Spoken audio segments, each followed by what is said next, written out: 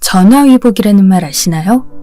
처음에는 화로 느껴지던 일이 지나고 보니 복이었다는 뜻입니다. 때로는 인생을 살면서 좋은 일인지 나쁜 일인지 분간이 안 될 때가 있습니다.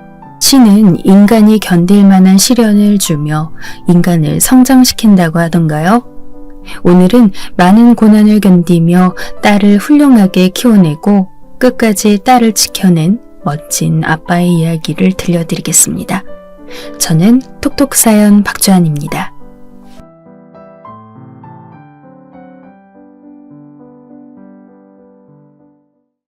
안녕하세요. 저는 막 60에 접어든 대한민국 남자입니다. 저는 보수적인 산골 마을에서 태어났습니다. 저희 부모님은 농사를 지으셨어요. 제가 살던 집 뒤뜰에는 큰 은행나무가 있었고 아버지는 소를 몇 마리 데리고 벼농사를 지어 생계를 꾸리셨죠. 젊은 시절에 면사무소에서 근무하시다가 그만두시고 가업이었던 농사를 이으셨다고 하는데 저는 5남매 중 둘째로 위로 누나가 있었기에 장남으로 집안의 기대를 받으며 자랐습니다. 공부를 곧잘 했기 때문에 고등학교까지 무사히 마쳤고 학력고사 성적이 좋아 인근 큰 도시의 국립대 경영학과를 가게 되었습니다. 사실은 서울의 유명한 사립대 경영학과도 갈 수 있는 성적이었지만 부모님께서 동생들도 많은데 서울 보내기는 형편이 힘들다 하셔서 어느 정도 타협을 하게 된 것이죠. 그렇게 국립대 경영학과를 졸업하고 저는 고향 부근 1시간 정도 거리에 있는 은행에 취직하게 되었어요. 막 사회 초년생이었던 시기 새내기 은행원이었던 저는 업무를 실수해 허둥대기도 하고 부모님을 떠나 지내는 타지 생활이 힘들기도 하여 취직하고 1년 동안은 굉장히 마음이 불안정했어요. 그런데 그런 저를 살뜰히 챙겨주는 계약직 여직원이 있었습니다. 비록 고졸로 은행 창구 일을 하는 친구였지만 항상 깔끔한 옷차림에 성실하고 부지런한 직원이었어요. 아침마다 저에게 미소 지으며 인사하는 그 친구를 보며 저는 점차 호감을 갖게 됐죠. 자판기 커피를 함께 마시며 이것저것 물으니 시골에 형제가 많다 보니 고등학교 졸업하고 은행에 취직하게 되었다고 했습니다. 저희 때는 여자들이 대학까지 마치는 경우는 흔치 않기도 했고요. 저는 그 아가씨와 결국 연애하고 부모님의 반대를 무릅쓰고 결혼하여 이듬해 예쁜 딸을 낳았습니다. 아내는 아기를 낳고 일을 그만두었는데 아기 낳을 때 피를 많이 흘려서 수혈받은지라 산후조리를 한다고 했지만 항상 피곤해하고 기력이 없어 했습니다. 저는 아내가 잘 쉴 수 있도록 보살폈지만 결국은 신장에 이상이 생겨 아내는 그 힘들다는 투석을 하게 되었죠. 저는 은행 일을 하면서 아내를 열심히 보살폈지만 아내는 제때 신장을 이식받지 못해서 결국은 제 딸아이가 8살밖에 안 되었을 무렵 하늘의 별이 되고 말았습니다. 세월이 많이 지난 일이라 지금은 이렇게 담담하게 말하지만 그 당시에는 정말 하늘이 무너지는 것 같더군요. 황망하게 아내의 장례식을 치르는데 저도 그냥 아내를 따라 관에 들어가서 뚜껑을 닫아버리고 싶었어요. 아마 그때 제 옷자락을 쥐고 울던 딸아이가 없었다면 저는 제정신을 유지하지 못하고 우울증에 시달리다가 극단적인 선택을 했을 겁니다. 그렇게 황망함을 안고 다시 돌아가게 된 일상에서 하루하루 저는 깊은 슬픔과 절망을 느꼈지만 그 안에서 언뜻 딸아이의 천진난만한 미소를 보며 견디고 살았던 것 같습니다. 초등학교를 다니던 딸아이에게 먼저 간 아내의 몫까지 내가 엄마 아빠 몫을 다 해주리라, 우리 아이가 그늘이 없게 내가 잘 키우리라 하고 매일 아침마다 화장실 거울을 보면서 주문을 외우듯이 스스로에게 세뇌를 했던 것 같아요. 제법 커서 죽음이라는 것을 알게 된 딸아이가 아빠, 엄마는 하늘나라에 잘 계시겠지? 엄마가 가끔 너무 보고 싶어. 라고 말할 때마다 저는 눈물을 속으로 삼키면서 우리가 열심히 살다가 나중에 하늘나라 가게 되면 엄마가 우리를 만나러 나와 있을 거야. 지금도 엄마는 우리를 보고 있단다. 라고 말하면서 딸아이를 꼭 안아주었습니다. 그럴 때면 딸은 숨 막힌다면서 절 타박하곤 했죠. 저는 하나밖에 없는 딸이기에 옛말 그대로 불면 날아갈까 쥐면 꺼질까 딸의 일이라면 만사 제쳐놓고 달려가는 딸바보 아빠로 살았습니다. 다행히 딸은 엄마의 부재에도 밝고 건강하게 쑥쑥 잘 커주었어요. 열심히 딸을 키우면서 저도 은행에서 점점 직급이 올라갔어요. 딸이 고등학생일 무렵 저는 부지점장을 달게 되었죠. 딸은 어릴 때부터 책을 많이 읽어서인지 공부를 잘했습니다. 가끔 엄마와 팔짱 끼고 옷 사러 가거나 목욕탕 가는 친구들을 볼 때면 한참을 물끄러미 바라보면서 쓸쓸한 표정을 짓다가도 제가 걱정하는 게 느껴지면 자신은 아빠랑 데이트하면 된다고 웃으며 씩씩하게 말하는 속 깊고 야무진 딸이었습니다. 어느덧 세월이 흘러 딸은 고3이 되었어요. 다행히 성적도 나쁘지 않았고 수능을 잘 봐 딸은 서울에 있는 이름대며 나는 대학에 진학했습니다. 아빠, 내가 학교 열심히 다니고 졸업해서 꼭 교사 될게요. 엄마 없이 나 키우느라 정말 고생 많았어요. 사랑해요. 저는 딸이 너무 고맙고 예뻤어요. 처음 며칠은 딸을 떠나보내고 너무너무 외로웠지만 시간이 지나니 오히려 제 시간이 많아지고 홀가분했죠. 가끔 전화하면 딸은 서울이라는 큰 도시를 즐기면서 새로운 세상에서 많은 것을 보고 배우고 있다고 잔뜩 신나는 목소리였습니다. 그리고 방학만 되면 신나서 제 선물을 이것저것 사들고 내려오곤 했죠. 그렇게 딸이 대학에 입학하고 3학년을 마친 때였어요. 어느 날 딸에게 전화가 왔습니다. 여보세요? 딸내미 잘 있어? 별일 없지? 불길하게도 수학이 넘어 딸은 대답이 없었습니다. 그러고 보니 요즘 좀 전화가 뜸했던 것 같다는 생각이 머리를 스치고 지나가더군요. 여보세요? 미나야, 듣고 있어? 한참 만에 들려온 딸의 목소리는 잔뜩 가라앉아 있었고 갈라져 있었습니다. 아빠 보고 싶어.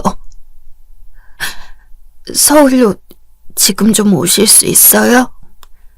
저는 뭔지 모를 불길한 예감들을 떨치며 그 길로 차를 몰고 4시간이나 되는 거리를 달려 딸의 자취방으로 갔습니다. 가는 동안 여러 가지 잡생각과 걱정이 몰아쳤지만 지금은 그저 어쨌든 큰일이 있었다면 멀쩡히 전화하지 못했을 거라고, 최소한 어디 크게 다친 건 아닐 거라며 위로했어요. 불길한 예감을 뒤로하고 급한 마음으로 딸이 살고 있는 원룸 건물로 들어서 딸의 집 초인종을 눌렀습니다. 딸은 학교 앞 신축 풀옵션 원룸에 살고 있었어요. 8평 정도 되는 집이었죠. 끼익, 무거운 소리를 내며 현관문이 열렸습니다. 미나야, 무슨 일이냐, 어? 딸은 하루 종일 울어서 퉁퉁 부은 것이 분명한 얼굴로 저에게 애써 미소 지었어요. 아빠, 잘 지냈어요? 내가 내려갔어야 했는데 미안해요. 들어오세요. 오랜만에 방문한 딸의 자취방에는 현관에 남자 신발이 한두 켤레 나뒹굴고 있었고 옷장에도 남자 점퍼 같은 옷이 걸려있고 어딘가 제 딸의 집 같지 않은 남자 물건들이 보였어요. 전 순간 머릿속이 하얗게 됐어요. 너무 말도 안 되는 상황을 접하니 생각 회로가 끊겨버린 듯 했죠. 한참을 넋나간 사람같이 앉아있던 저는 딸이 가져다 준 물 한 잔을 다 비우고 딸에게 다그쳐 물었습니다. 무슨 일이 있길래 그렇게 다급한 목소리로 전화했냐고 말이죠. 딸은 잠시 숨을 고르더니 살짝 손을 떨면서 말을 시작하더군요. 딸이 막 대학 신입생으로 들어왔을 때 지방에서 처음 서울살이를 하는 터라 너무 외롭기도 하고 또 같은 과 친구들이 자신을 촌뜨기로 볼까봐 한동안은 서울말로 연습하는 등 사람들과 어울리는 일이 쉽지 않아 외로웠다고 해요.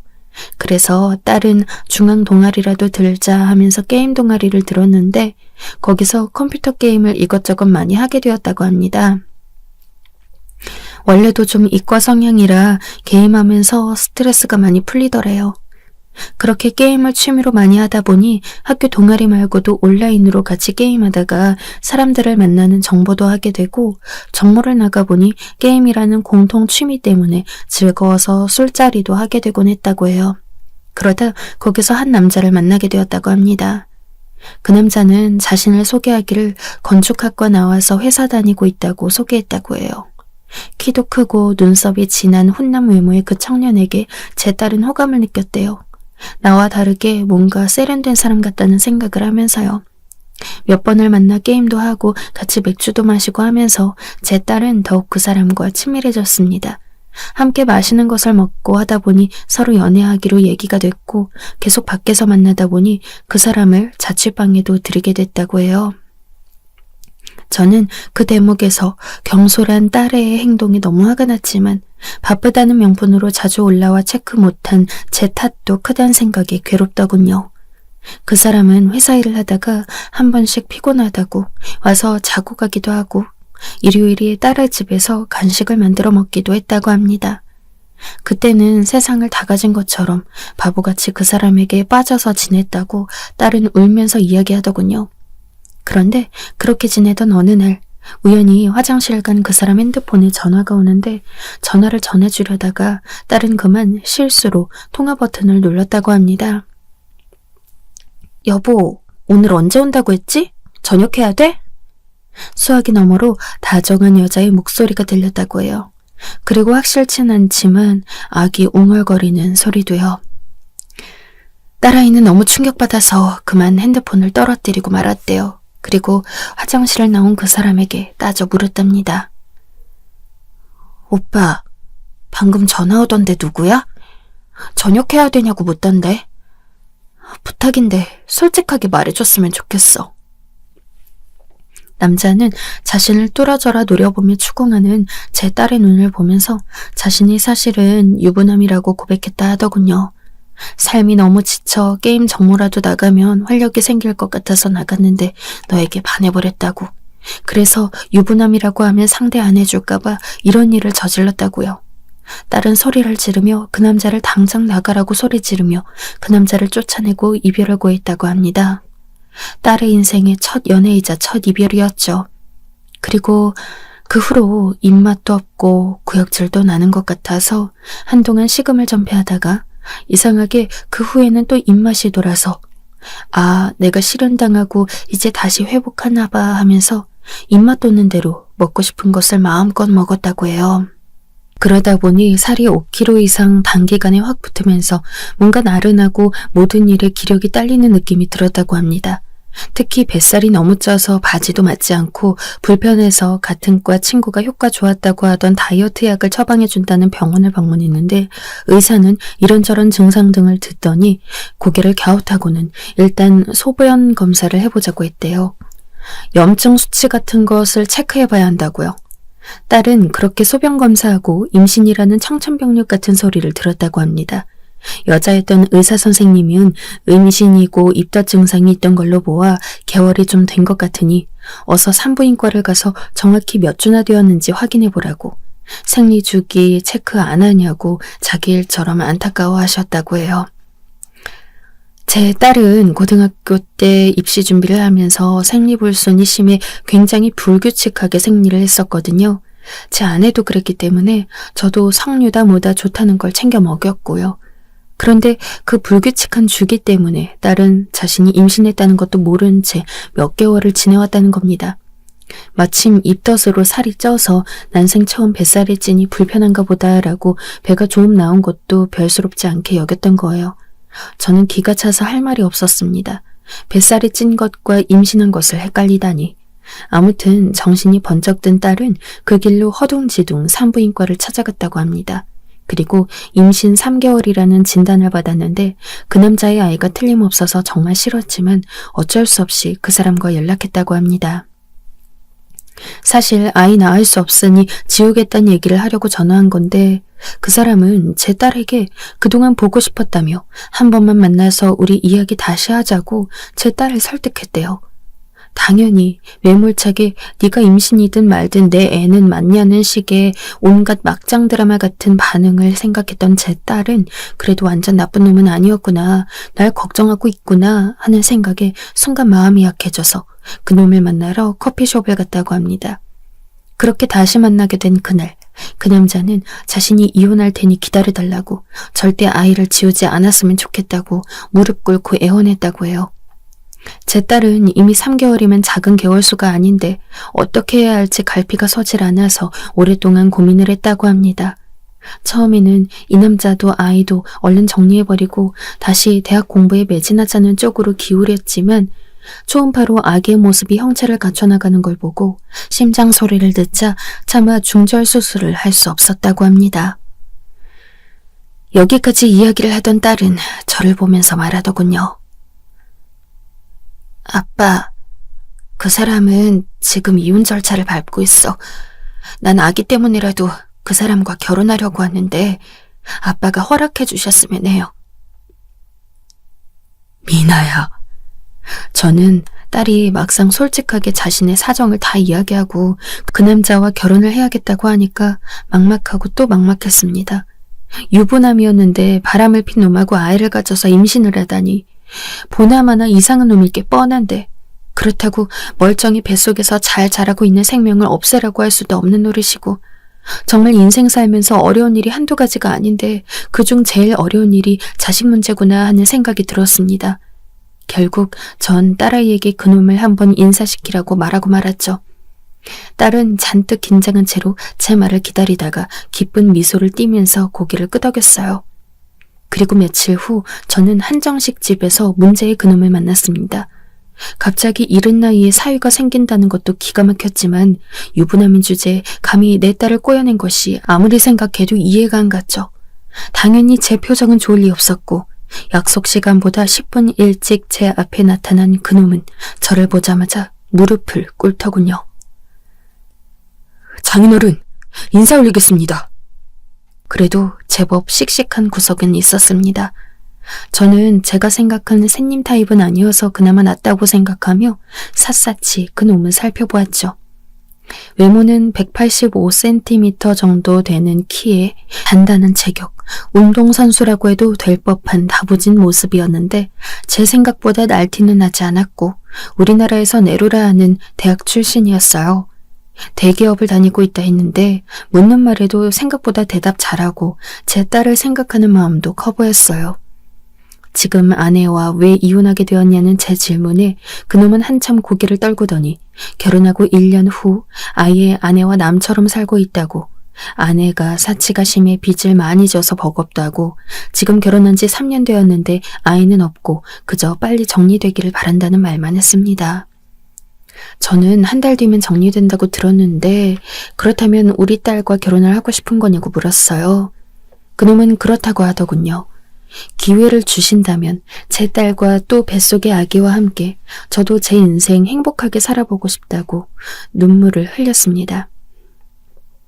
저는 이놈의 실수를 하긴 했지만 영 몹쓸 놈은 아니구나 생각이 들어서 결혼 준비 시작하고 상견례 날짜 잡으라고 우리 미나 배 더 부르기 전에 어서 식 올리고 주변에서 말 안 나오게 하자고 했습니다.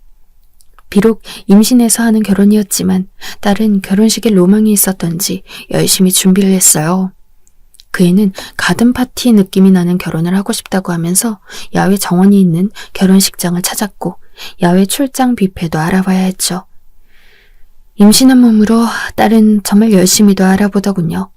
그러다가 도저히 안 돼서 웨딩 플래너와 계약도 하고 정말 정성을 다해 결혼식을 준비하는 딸아이 모습이 저는 착잡하면서도 한편 이렇게 생각보다 빨리 내 울타리를 떠나가는구나 싶은 것이 서운하면서도 또 기특하기도 했습니다.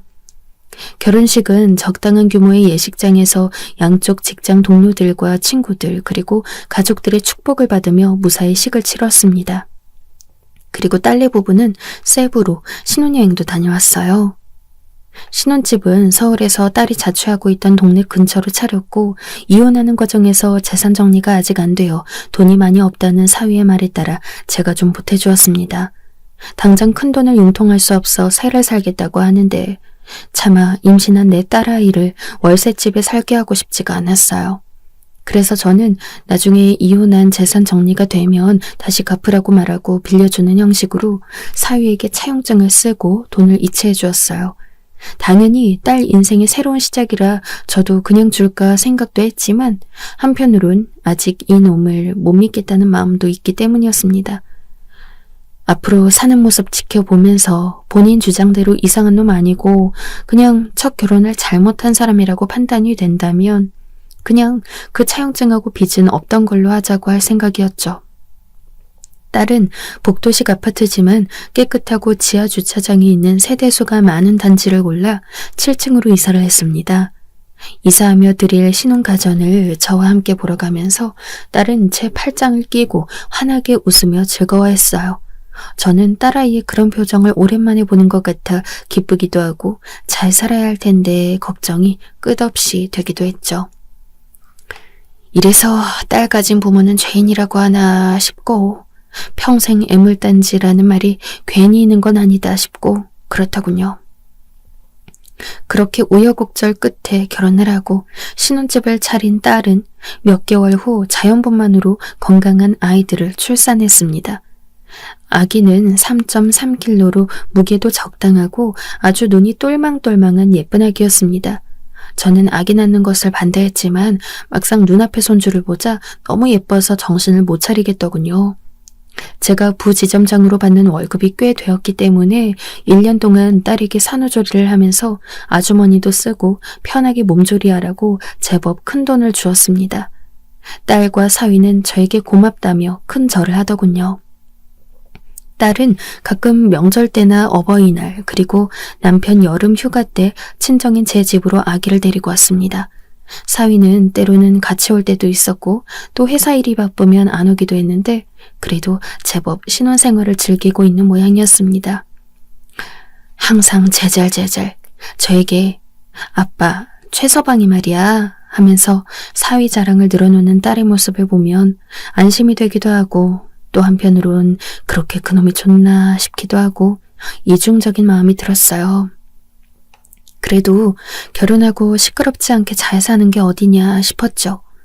딸은 산후조리하고 사람을 쓰라고 제가 1,000만 원이나 되는 돈을 줬는데도 몸이 안 좋은지 부은 것 같기도 하고 날씬했던 몸이 제법 불어갔습니다.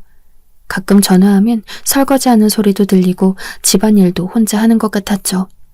저는 그 돈을 어디다 썼나 싶어서 딸에게 사람 안 쓰고 있냐고 너 몸이 왜 이렇게 살이 쪄가냐고 물었지만 딸은 아빠 산후조리는 충분히 하고 있어요. 일주일에 2번 아주머니도 오시고 아기 봐주시면서 살림해 주시는 게 돈이 비싸서 일주일에 2번만 오시라고 했어요. 라고 말했어요. 저는 그 정도 돈이면 충분할 줄 알았더니 요즘 조리원 비싸다고 기사도 나던데 더 많이 줄 걸 그랬나 생각 들었지만 이미 결혼해서 가정을 꾸렸는데 내가 너무 나서는 것도 모양새가 안 좋을 것 같아서 밥 잘 챙겨 먹고 네 몸 잘 챙기라고 자식도 네가 먼저 있고 나서 자식 챙기는 거라고 말했습니다. 손주는 무럭무럭 잘 자라고 있었어요.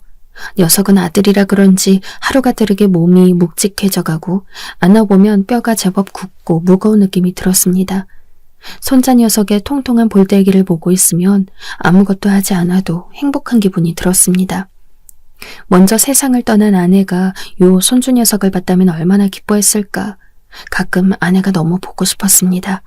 심지어 아주 오래된 일이 되었는데도 아내가 세상을 떠날 때 제 손을 꼭 잡고 했던 마지막 말이 이상하게도 딸이 아기를 낳고 난 후 꿈에 나오더군요.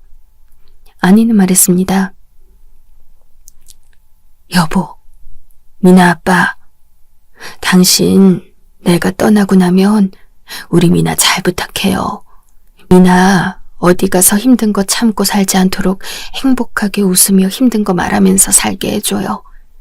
든든한 아빠가 되어줘요. 당신도 좋은 사람 있으면 만나고 행복해요. 여보, 그런 소리 하지 마, 여보. 꿈에서 몇 번이고 헛손질하다가 깨고 나면 온몸이 땀으로 흠뻑 젖었습니다. 저는 나도 딸도 잘 지내고 있는데 왜 이런 꿈을 꾸는지 의아했지만 모든 것이 잘 해결되고 나자 그냥 옛 생각이 나서 내 무의식이 자꾸 아내를 생각하는가 했습니다. 딸은 잘 지내는 것 같았어요. 아기가 어려서 힘들다며 가끔 전화로 명절 인사를 대신하기도 했고 최서방과 다투고 목소리가 가라앉은 적도 있었지만 부부 사이라는 것이 원래 항상 좋을 수만은 없는 것이기에 그러려니 했죠. 저는 계속 은행 일에 매진하고 또 뒤늦게 시작한 골프에 재미를 들려 열심히 스크린 골프장을 다니던 때였습니다. 어느덧 손자는 제법 자라서 돌잔치를 하고 두 돌이 지나 4살이 되었습니다. 이제 말도 제법 하는 똘똘하고 귀여운 녀석이었죠. 아장아장 걷는 모습이 어찌나 귀엽던지 자기 전에 항상 그 동영상을 보면서 미소를 짓곤 했어요. 최근에 보내온 영상을 보니 제법 말도 잘하는 것이 남자아이치고 말이 빠른 것 같았습니다. 두 돌이 지났으니 단어는 말하는 게 당연하지만 제법 문장을 붙여가며 말하는 것 같았어요. 저는 문득 손주가 옹알이 하던 게 생각나서 딸아이에게 전화를 걸었습니다. 여보세요? 미나야, 잘 있지? 이번 주 주말에 별일 없으면 집에 좀 내려와라. 수호 애교 좀 보고 싶구나. 이제 말도 제법 하지? 네, 알겠어요, 아빠. 최서방하고 같이 갈게요. 어쩐지 수화기 속에 딸의 목소리가 힘없이 들렸어요. 그 부분이 마음에 걸렸지만 어차피 며칠 뒤에 볼 건데 별일 아닐 거라 생각하며 저는 집으로 퇴근하는 길에 평소 좋아하던 김치찌개 집에 들러 찌개를 하나 포장하고 오랜만에 김치찌개 먹을 생각에 콧노래를 부르며 집으로 향했습니다. 사실 저는 김치찌개를 굉장히 좋아하는데 아내가 해주던 그 맛을 찾지 못해 아내가 죽고 나서는 잘 먹지 않았거든요. 그런데 최근에 아내가 해준 맛과 비슷한 가게를 찾아서 굉장히 기분이 좋았습니다. 흥얼거리며 엘리베이터를 타고 집으로 와서 현관문을 열었을 때 저는 깜짝 놀랐습니다. 집에 불이 환히 켜져 있고 손주 녀석이 글쎄 제 집 거실을 걸어다니고 있지 뭡니까? 딸아이는 소파에 우두커니 앉아 있고요. 아니, 미나야, 주말에 오기로 하지 않았니? 무슨 일이냐? 아빠, 최서방이 마침 출장을 간다고 해서 아빠 전화 오니까 아빠가 보고 싶기도 하고. 아이고, 최서방 차 타고 오지. 차도 없는데 고속버스 타고 왔어? 아니야, 기차 탔어, 아빠. 기차 안에는 화장실도 있고 애기 데리고 타기 괜찮아요. 그 말을 하는 딸의 얼굴이 어쩐지 하얗게 질려 혈색이라곤 하나도 없어 보였습니다. 저는 딸이 걱정되어 뭔가 더 물으려다가 일단 밥부터 먹여야겠다 싶어 김치찌개를 식탁에 차리기 시작했어요. 딸도 밥그릇을 가지고 와 밥을 푸더군요. 그리고 국그릇도 가지고 와 국자로 냄비에 있던 찌개를 푸는데 쨍그랑. 딸이 그만 국그릇을 실수로 놓쳐버린 것이었죠. 긴 원피스를 입고 있던 딸의 다리 부분이 전부 빨간 국물로 얼룩졌고 딸은 뜨거웠는지 황급히 치마를 걷어올렸습니다. 그런데 딸의 다리에서 저는 이상한 것을 보고 말았어요. 딸의 다리는 마치 단풍이 든 것처럼 울긋불긋했어요. 살색이 아니라 파란색과 빨간색으로 온통 멍이 들어 있었습니다. 잠깐만, 미나야, 너 이게 뭐냐? 다리가 왜 이래? 딸은 화들짝 놀라 옷으로 다리를 가리더니 옷 갈아입고 오겠다며 자리를 피해버렸어요. 전 어쩐지 그 상처가 이상해서 초조하게 방으로 들어간 딸이 나오길 기다렸습니다. 30분이 지났을까? 딸은 옷 갈아입는데 시간이 왜 그렇게 걸리는지 티셔츠와 바지를 입고 다시 제 앞으로 왔죠.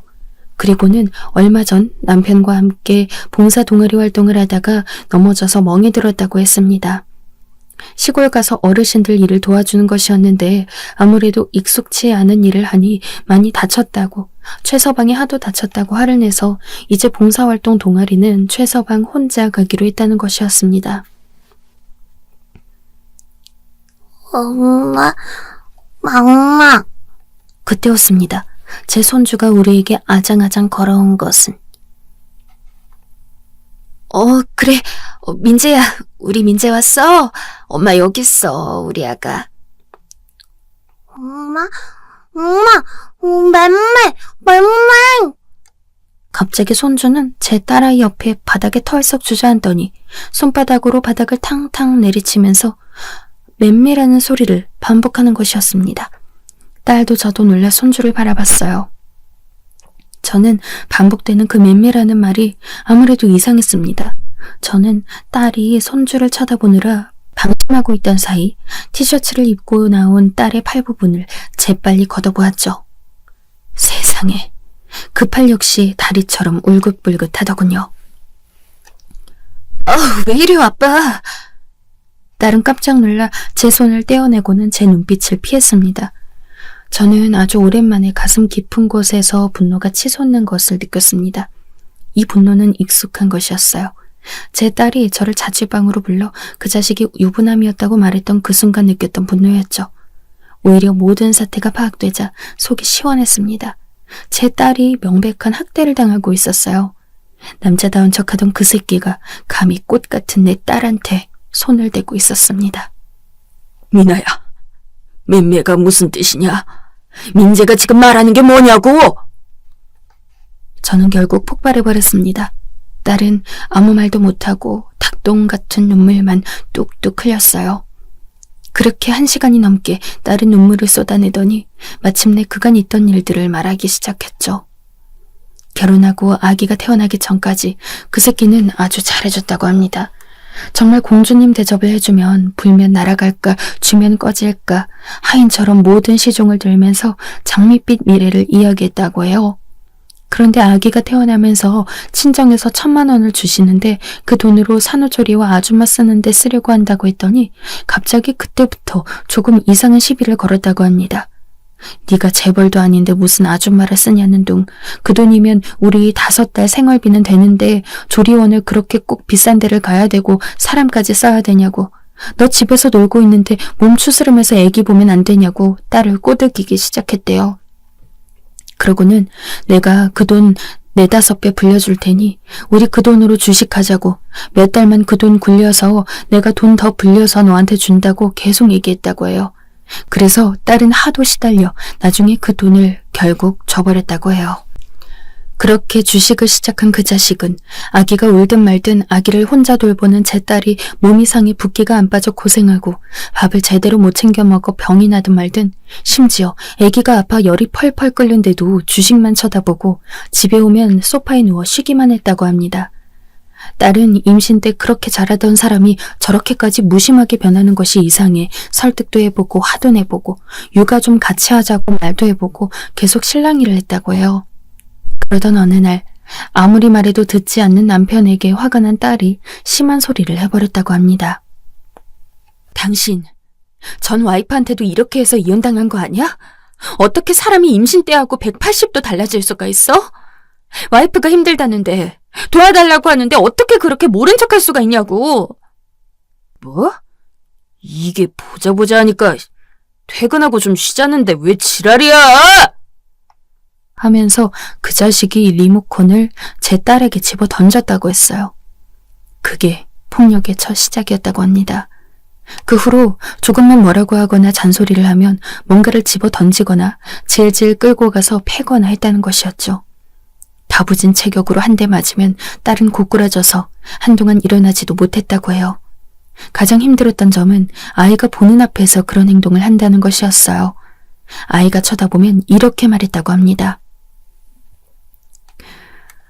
엄마가 아빠 말을 안 들어서 맴매하는 거야. 알았지?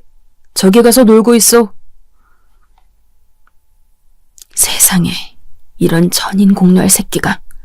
저는 분노를 금할 길이 없었습니다. 미친놈도 이런 미친놈이 없었죠. 역시 사람 고쳐 쓰는 거 아니라더니. 유부남이 처녀 꼬셔서 임신시켰을 때부터 이상한 놈이었던 거예요. 저는 너무 화가 나서 이 새끼를 어떻게 조질까 하다가 급하게 친한 후배 녀석이 예전에 이혼 소송할 때 흥신소를 이용했다던 말아이 생각이 나서 그 흥신소 연락처를 알려달라고 했습니다. 일단 그 새끼의 모든 정보를 알아야 했죠. 흥신소에서는 하루 종일 붙어 다니며 일거수일투족 파악하려면 몇천 대의 돈이 든다고 했지만 전 얼마든지 돈을 줄 테니 확실하게 일상생활을 알아봐 달라고만 했어요. 그리고 딸에게 그 새끼에게 전화 걸어 며칠 친정에 있겠다고 하라고 했습니다. 오늘도 다투다가 몇 대 때려서 온 것이라고 하니 그렇게 연락 남겨두고 한동안 이 집에서 아기와 함께 지내라고요. 그리고 2달이 지났으니 아기는 이제 혼자 끼고 있지 말고 어린이집에 보내라는 말도 했죠. 딸은 그동안 아이는 엄마가 돌봐야 한다는 그 자식의 말을 들으며 혼자 손자를 돌보고 있었거든요. 다음날 저는 회사는 반차를 쓰고 딸아이와 함께 어린이집을 알아보러 갔습니다. 다행히 집 근처에 좋은 조건의 어린이집이 있어 손자를 보내기로 했죠. 그리고 백화점에 들러서 아기를 낳고 관리를 못해 살이 찌고 자신감도 없어진 제 딸을 위해서 예쁜 옷과 가방, 신발을 사주고 운동도 끊어주었습니다. 그리고 가사일 도와주시는 아주머니를 구해 딸과 제가 먹을 것을 신경 써서 해주시고 아기도 좀 봐주시길 부탁드렸죠.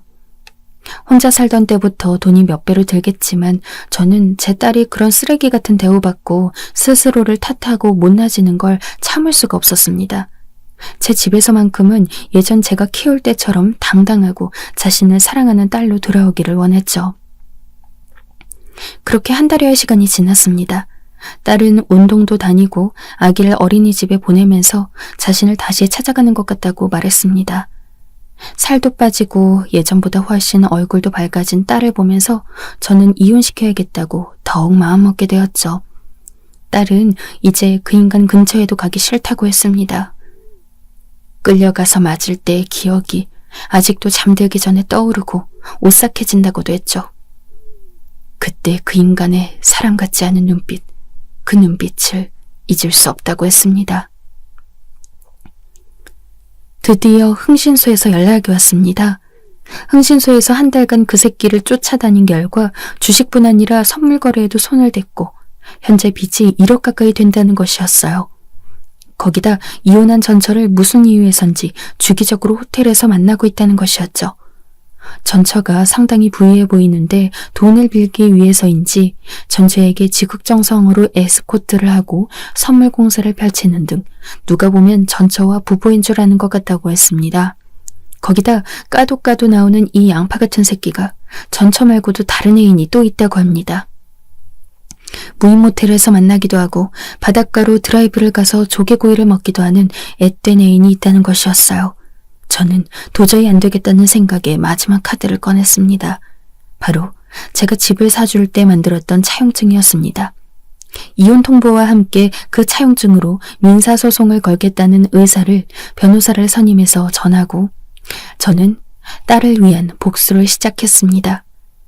변호사 통해서만 이야기하겠다고 아이 친권, 양육권 모두 내놓고 집 살 때 내가 빌려준 돈 이자까지 싹 다 뱉어내고 내 딸 몸 상하게 한 거 피해 보상금까지 다 받아내겠다고 했습니다.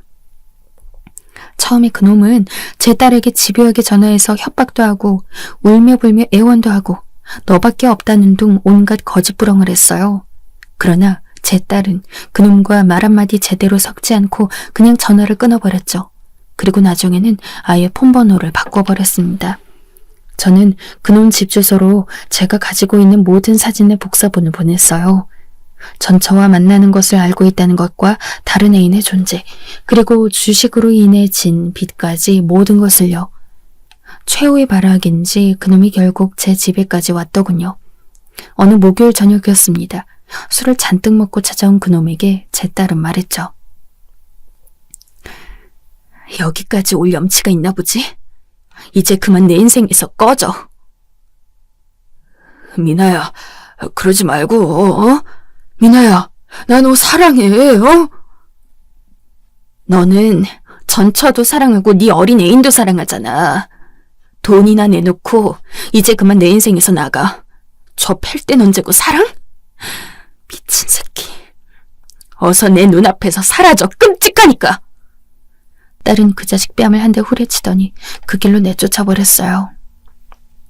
그리고 그놈은 시간을 끌다가 결국 변호사 선임할 돈도 없고 너무 유책 사유가 많았기 때문에 자신이 불리하다는 걸 깨닫자 친권, 양육권 모든 것을 내놓고 제 딸 인생에서 사라졌습니다. 물론 제가 차용증 썼던 돈도 다달이 꼬박꼬박 갚고 있죠. 그 후 딸은 아이를 어린이집에 보내고 아주머니를 쓰면서 제 돈이 너무 나간다고 죄송해하더니 조그맣게 자몽청이며 레몬청 등을 파는 사업을 시작했습니다. 근처 카페에서 판매를 하는데 생각보다 인기가 있어서 조만간 그런 청들을 전문으로 하는 작은 카페를 차리는 것을 목표로 카페 아르바이트를 나가고 있어요.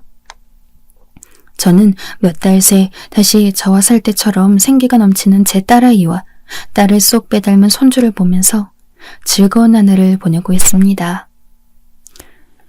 이런 사태를 겪으며 느낀 점은 사람이 결국 어떤 상황에서도 돈이라든지 자신의 것을 가지고 있어야만 어떤 힘든 일이 있어도 대처할 수 있다는 것과 자식은 항상 무슨 일이 있는지 잘 살펴야 한다는 것입니다. 제 사연을 들어주신 여러분, 저처럼 딸아이의 아픔을 알아채지 못하는 바보짓 하지 마시고 항상 곁에 있는 가족들 소중히 여기면서 행복하게 지내시길 바랍니다. 어느새 완연한 여름의 모습이 드러나고 있네요. 행복한 하루 보내시길 바랍니다.